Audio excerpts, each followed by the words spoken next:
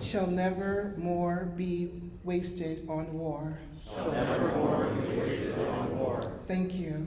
Now,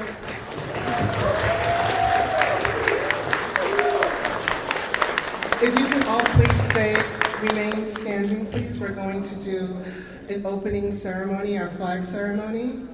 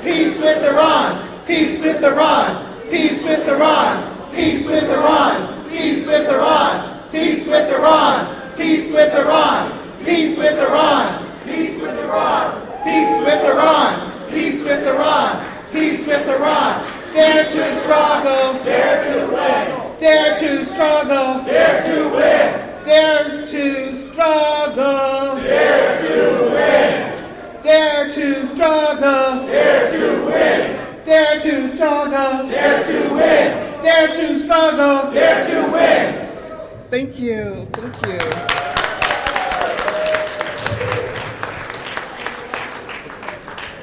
You may all be seated. Thank you. Now, before we continue, I would love your attention. I would like to introduce the ideological leader of the Center for Political Innovation, Kelly Maupin. Let's give him a round of applause, everyone.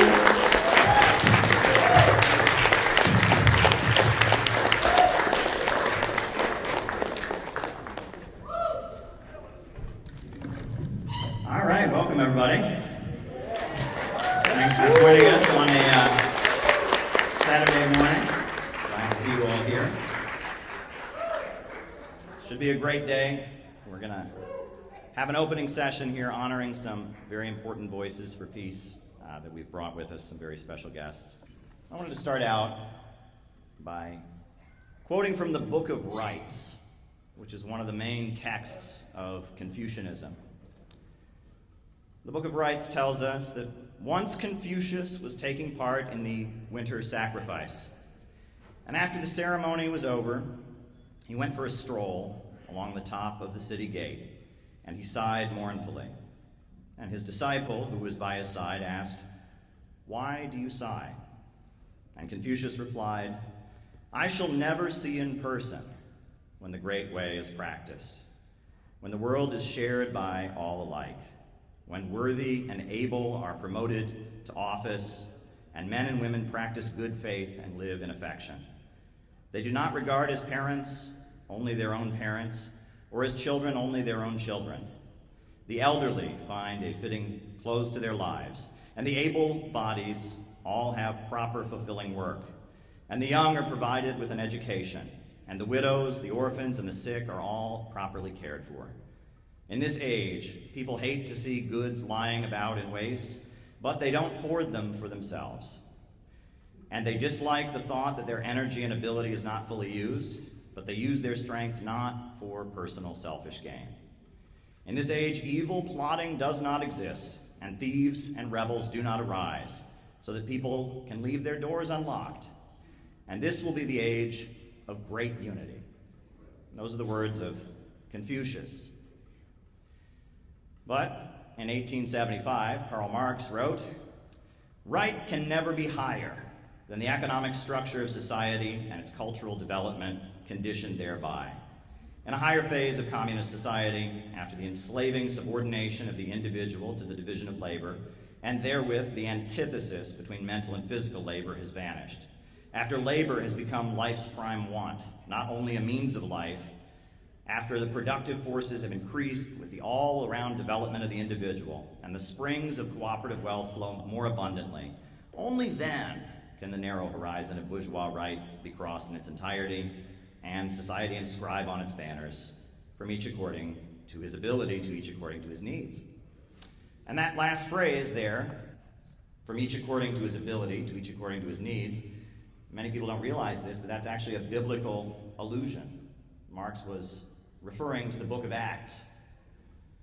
And the book of Acts, chapter 2, 44, verse 44 through 47, says that all that believed were together and had all things in common, and sold their possessions and goods and parted them to all men, as every man had need. And they continued daily with one accord in the temple, breaking bread from house to house, singing of heart and praising God, and having favor with all the people. And the Lord added to the church daily the number that should be saved.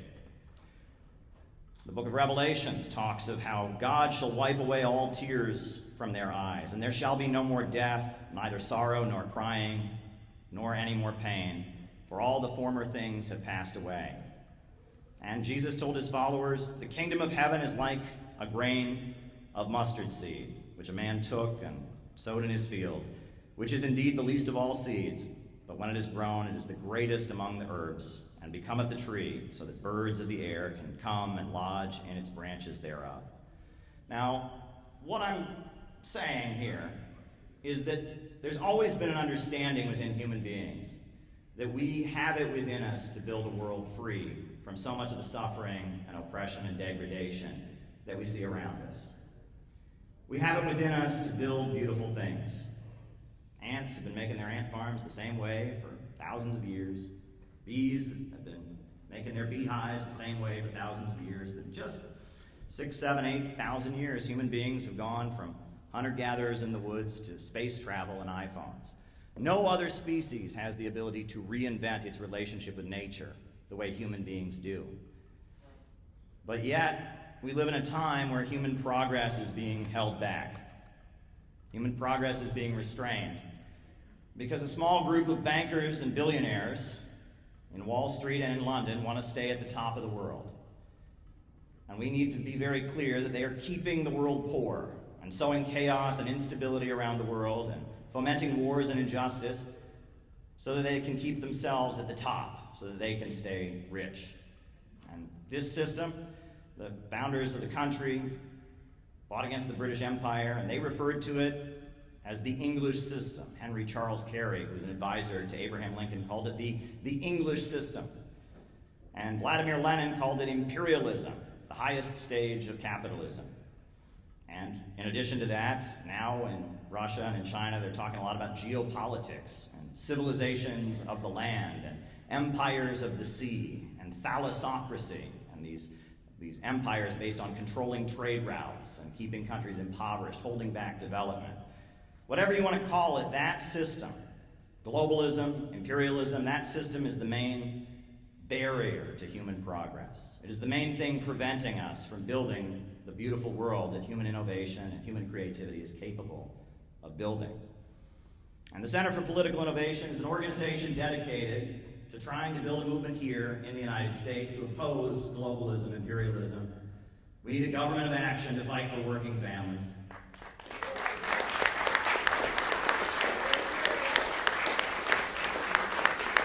We see what's happening in the world today. And I know, as a patriotic American, that the only future my country has is to join the new economy that is rising around the world. As a result of anti-colonial revolutions in the 20th century, a number of countries have begun an independent course of development. And the BRICS economy is very exciting, and the Belt and Road Initiative is very exciting, and the Eurasian Economic Union is very exciting. And people are being lifted from poverty all across the planet. And instead of joining with this new, innovative, exciting economy, our leaders have decided that they're going to try and go to war with it and destroy it. And at the same time, our country is falling apart internally. Our bridges and our highways are decaying.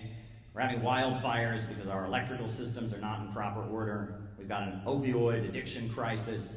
We've got water not being properly purified. America's crumbling from within.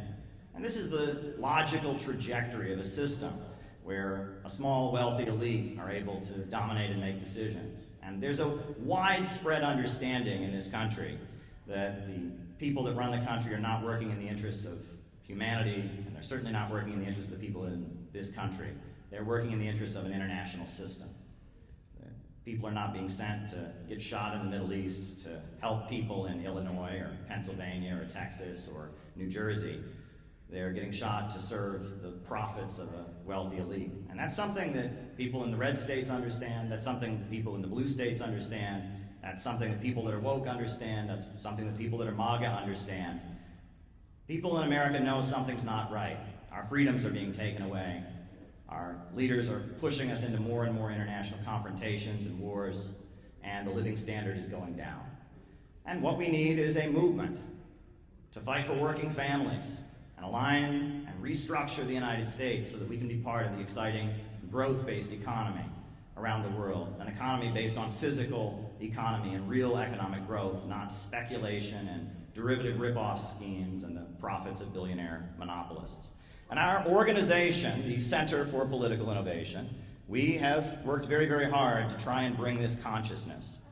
And I just want to go over briefly what got us here today, right? Because it was last July, we set the date, July 12, 2025, to be the day that we had our next national convention. And a lot's happened between now and then. 1 year ago, we were in a little bit of a rut organizationally. We decided we were going to set a date. We were going to wait a year and have our convention, do some outreach, etc. And shortly after that happened, something very strange took place. Amazon.com made a pretty big mistake. And a book that the Center for Political Innovation, our organization, published, a book called Kamala Harris and the Future of America, that had been on sale for 4 years. A book criticizing Kamala Harris, talking about her ties to the war makers and how she set up and was a ruthless prosecutor imprisoning people in the state of California. That book had been in print for 4 years with no issue. But on the very day she became the nominee of the Democratic Party for president, Amazon decided to ban the book. On the very day. What a coincidence. And when it became clear that our Center for Political Innovation book about Kamala Harris was banned, and it was pretty obviously a political decision, outrage swarmed, and Jimmy Dore was talking about it, and it was discussed by Kim Iverson, it was discussed by InfoWars, it was discussed by all kinds of people, and people on the left and people on the right. All kinds of people wanted to know what was in our book that we published about Kamala Harris and who she really was. Why was it that on the very day she got nominated, they banned it from Amazon.com? And so we put it up on Lulu, we put it up on some other websites, and it started selling, and 7 days later, Amazon backed down and put it back up. and that book sold in huge numbers. And we never quit while we're ahead. And the Democratic National Convention was happening here in Chicago.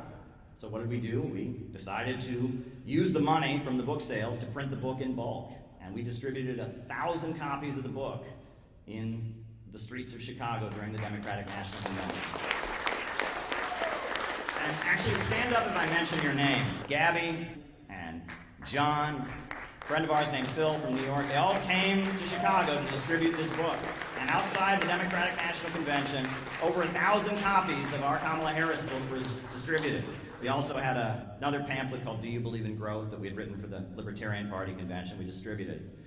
And then at that point, after we'd gotten quite a bit of attention from our book, we decided that we wanted to insert a pro-peace message into the election conversation. And the best thing that Donald Trump did in his first term in office was go and try to make peace with North Korea. Yeah. It was the best thing he did. And so we decided we were going to boost the pro-peace aspect of Trump's campaign. And we had this beautiful banner printed, and Briggy and Noah came down to New York, and we unfurled it in front of Trump Tower. We unfurled this, and we launched what we called our Operation Peace MAGA. And we had this on the streets of New York City all throughout the election cycle. And we actually got a great amount of help from the Manhattan Family Church and Reverend Milhan Stevens. They helped us get the message out.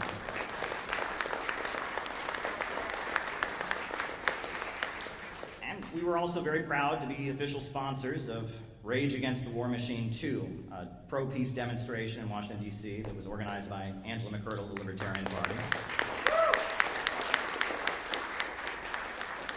And then, in the middle of the election cycle, myself and John McCarthy, we decided that we had to go to Florida because there was a very, very important legal case taking place. The People's Democratic Uhuru Movement, Penny Hess, Jesse Neville, and Chairman Omali Yeshitela had been indicted, not for any crime, but just for their free speech about Russia, just because they had this socialist group in Florida and in Missouri that was advocating peace with Russia. They'd been indicted and charged with being Russian agents. So we went down to Tampa, and we were in the courtroom during the opening of the trial. We were there at the sentencing with other people that were very concerned about the civil liberties implications of this case. They were trying to make it illegal to advocate peace with Russia.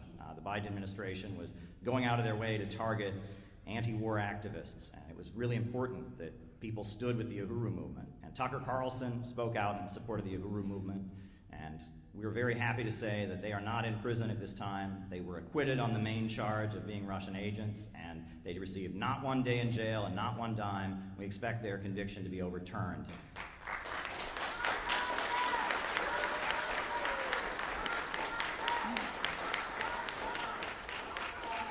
Yes. Another great thing happened, which is that we met somebody new, a woman from Minneapolis named Penny. And Penny kind of debuted herself in our organization by confronting Ilhan Omar. We would like to know, as American people, why you continue to support sending billions of taxpayer dollars to Nazis in Ukraine to start a nuclear war with Russia. China is not our enemy. I need you to leave, please, ma'am. China's not our enemy. Russia's not our enemy. Walk out, please. No more money for rich men's wars. Take your stuff and no walk, more please. money for rich men's wars. No more money for rich men's wars. It was great.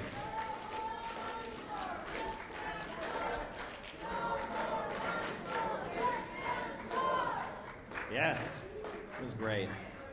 So after Trump won the election, we decided to write a letter to President Trump, and we urged Donald Trump to be the peace president that he had promised to be on the campaign trail. And we said, look, if you want to be a loved president, if you want to be someone who goes down in American history, bring the troops home from around overseas, and spend money on jobs and schools and healthcare in America, and free the political prisoners. And that letter we wrote got quite a bit of circulation, and we decided that this banner had made such an impact, we decided to bring it to the inauguration. So we went to Donald Trump's inauguration in Washington, D.C., and we had this banner out in front of the Capital One Arena. And we printed a pamphlet called A New Day for America, calling for Trump to be a peace president. We distributed over 2,000 copies of that pamphlet at the inauguration. After Trump was inaugurated, we got a new intelligence director, Tulsi Gabbard. And I went to her confirmation hearing in Washington, D.C. I sat in the room as she was answering questions from senators who were just outraged that she had said that we should have peace around the world and end the regime change wars. What's interesting is that according to Epoch Times, Trevor Loudon of the Epoch Times says that Tulsi Gabbard is heavily influenced by the Center for Political Innovation. She also has some connections to the Center for Political Innovation, which is a very pro-Russian outfit run by a man called Caleb Maupin. So, who am I to argue with the Epoch Times, right? So, we did 2 workshops this spring. We did a workshop in Minneapolis and a workshop in Los Angeles. Our workshop in Los Angeles was organized by Dan. Stand up, Dan. Yeah? And it was a great workshop. Dan is very active with Natural Health First and other community groups. He's been a long-time alternative media figure with local access television, et cetera, in Los Angeles. And it was a great group of people who would never go looking for this message. People that were not the kind of people that would find us on the internet as a weird niche, but rather people who were very new to it and really liked what we had to say. It was a really great workshop. It was some great time, some great music, some great food. And we also had a workshop in Minneapolis. Penny organized our workshop in Minneapolis, which was great. It was really, really exciting.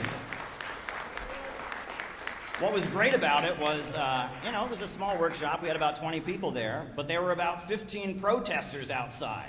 I have never felt so important. The local Antifa was outside with signs all about me and talking about how much they hated us and internet memes and all of that. I've never felt so important in my life. It was a great moment. It really went to show how what we do is really important. There are forces out there that are watching us and very worried about our pro-peace message catching on with the American people. The fact that there was a crowd of protesters outside trying to shut down our workshop. And Penny did a great job handling that workshop under pressure. Thank you, Penny. Thank you. Another great thing that happened this spring I guess it wasn't a great thing, but what we did in response, or what was done in response was great, but NATO had its anniversary celebration in Dayton, Ohio. And we're not thrilled about that, but they decided at the main library in Dayton, Ohio, that they would have a public debate about whether or not the USA should stay in NATO. And the organizers, I guess they made the mistake of picking Jeff Young, our member from Kentucky, to represent the anti-NATO position. And he did a tremendous job. He completely shut down the pro-NATO arguments. It was beautiful. It was absolutely beautiful. And many people heard that anti-war message from our member, our lead founder of the Kentucky Party, etc. Thank you, Jeff. You did a great job. You did a great job. Now, the bombing of Gaza has continued, and one organization has done more to stand with the Palestinians than any other, and that's the Houthis of Yemen. The Ansar Allah movement of Yemen, they were blocking ships, a picket line in the Red Sea to protect the Palestinians, to insist that until Israel stops its bombing of Gaza, they're going to block ships from going to Israel. So in response to that, we decided that we needed to tell people who the Houthis really are. And so we published in bulk a book that we wrote called Who Are the Houthis and What Are They Fighting For? And we distributed that book in bulk all over the country to tell people about the Ansar Allah movement in Yemen and the history there, and how this movement that is really the conscience of the whole world standing with the Palestinians, where it came from, their religious origins as Shia Muslims, etc. That was one operation that we carried out. I was recently in Russia. I got to attend the Global Digital Forum, meet with people from many different countries, South Africa and Uganda and Vietnam and China. And there is this whole new economy rising, and it was really an honor to be in Nizhny Novgorod, Russia, to meet people from the New World and kind of be the voice of the side of America that rejects the low-wage police state. One thing we've been making a point of doing lately, in light of very unfortunate events, is standing in solidarity with Iran. And our member Noah Shank has recently started appearing on Press TV as a regular commentator, representing the United States when it comes to Iran. And another thing that we did is a couple weeks ago, we decided to have a demonstration to honor the great African leader Ibrahim Traoré, the leader of Burkina Faso. And this great African leader, he's almost the model of the kind of government we need. He's investing in his people, he's providing education, he's overseeing a farming boom, so much agricultural expansion, providing health care. Every woman who goes to the doctor to have a child in Burkina Faso, it is totally free. He's providing a stipend to students so that they can get their college education and not have to work a job on the side. They're getting a stipend. He's just the hero of the African continent. And when he was demonized by certain figures within the Pentagon, there was a national day of action, and people on every continent, but especially on the African continent, were marching in the streets saying, "Hands off Ibrahim Traoré." It was an amazing expression, and we were very proud to join our brothers and sisters in the Uhuru movement in standing with Ibrahim Traoré. And we had a small rally here in Chicago, to support Ibrahim Traoré with our banner. And it went viral in Africa, and it was viewed all over the African continent, on YouTube, on television channels. People who were in chat groups that had nothing to do with our organization or our politics were seeing images of this rally, because Ibrahim Traoré is the kind of leader that many people in Africa are saying is the future. And the Union of Sahel States is very, very important. And that kind of brings us back to a point, what is Ibrahim Traoré? What is he, right? He's a Muslim, right? He's religious, he's a Muslim. He talks about Marxism, but he's not an old school communist. You can call him a Pan-Africanist, you can call him a black nationalist. It doesn't matter what he is, that's the kind of leader we need. And we like to call that kind of leadership that invests in people and human creativity and builds people up and is pro-growth. We call that innovationism. And that's the ideology of the Center for Political Innovation. Now, coming up, we've got a lot of important work to do. We have a couple tasks we're going to be taking on in the coming year. Obviously, after this event, we're going to get together and decide what our focus will be. But one thing we really need to do is to oppose the danger of political violence. Because if there's one thing that will prevent a real mass movement, bringing the country together, it'll be violence and killing. The glorification of the murder of Brian Thompson and the celebration of the alleged crime of Luigi Mangione is extremely dangerous. In Italy, in the 1970s and 80s, they were getting ready to leave NATO. And then they fomented the years of lead. And we know with Operation Gladio, the CIA was funding fascist groups and funding the Red Brigades, and there were kidnappings and killing, and it led to the population being weary and demoralized, and that's why Italy is still in NATO. And a similar thing happened in Jamaica in the 1980s. And if you look at it, creating a situation where people are afraid to get politically active because they might get shot, creating a situation where they reinforce this false polarization of woke versus MAGA, red state versus blue state, religious versus secular. That's not the polarization we need. The polarization we need is the overwhelming majority in this country that oppose the wars, that want economic growth, and want to protect our civil liberties. The polarization is that majority in all states, from all backgrounds, coming together and opposing the billionaire monopolies in their drive for World War III. That's the polarization we need. And political violence is one way to make sure that it doesn't happen. And I believe that the celebration and glorification of political violence we're seeing all across social media is not accidental. This is an operation to demoralize, to make the population weary, and to get us to just kind of go along and accept what everyone in this country pretty much doesn't like, the way the country is going. One particular organization that we are certainly critical of is a group called the Party for Socialism and Liberation. And they play a particularly bad role. We, at the same time, we protect their civil liberties. They were recently subpoenaed by the U.S. Congress, and the U.S. Congress shouldn't be looking through their emails, and we would oppose any violation of their privacy rights. We are in favor of civil liberties.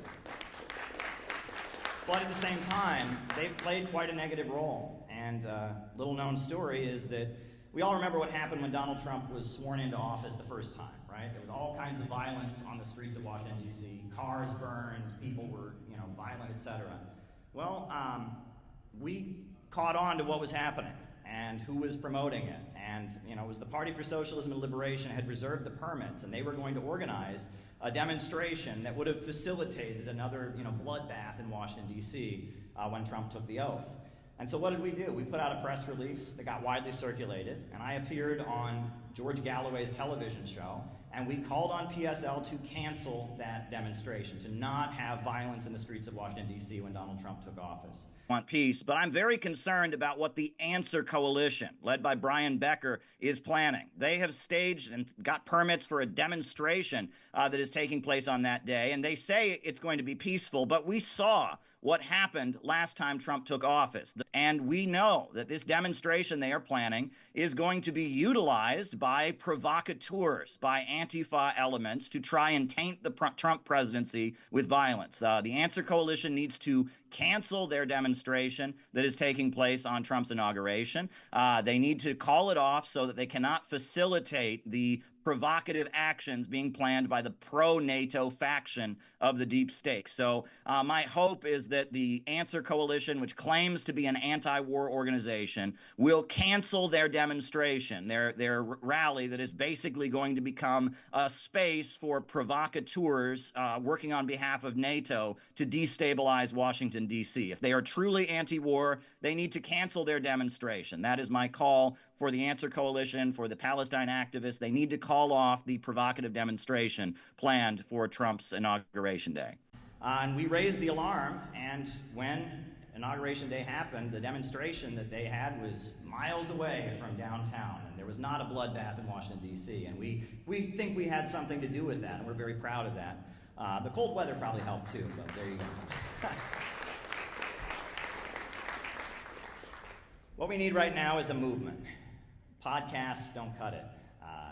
It's great that people like to talk on the internet. It's great that people like to debate the facts. But what we need right now more than anything is a movement. People coming together to spread anti-imperialism, to figure out how to carry out operations like Peace MAGA or getting the Houthi book out there. We need a movement of people who rely on each other and can work together, can learn together, can be patient with each other, and can get things done. And if there's one thing I've learned over the last couple of years, it's that sometimes the people who agree with you can be completely useless. And sometimes people you might not agree with, but you have some common ground around, they can be the most helpful and important people in getting done what needs to be done. And if there's anything I've learned, it's that we don't need more internet niches, and we don't need more obscure politics. Nowadays everyone's very specific. You don't just like cars, you like red cars, that are made in this year, and the internet kind of atomizes people. And our plan is to set up shop here in Chicago, in Los Angeles, and around the country. We're planning to figure out how to have a building, an organizing center here in the Chicago area to make sure that we can start organizing in communities and building the anti-imperialist network that is definitely needed to get the United States into the new economy. And it's very exciting. So I guess, I'll be honest, I would like to recruit you to the Center for Political Innovation. I would. But if you say no, if you don't end up joining, I'll understand, because it's not for everybody. It's not for everybody to get involved in this kind of politics. It takes a level of devotion.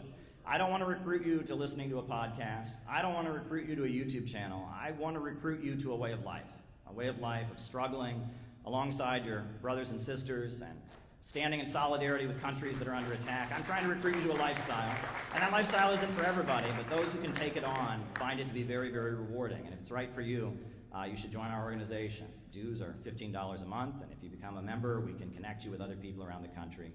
It's very exciting what we're doing. So that's kind of my report about what I had to say here. Now, we are going to hand out some awards, but before we do that, a great dance team from Russia is going to perform. And I guess we're going to have a great dance performance. I think they're called Kalinka USA.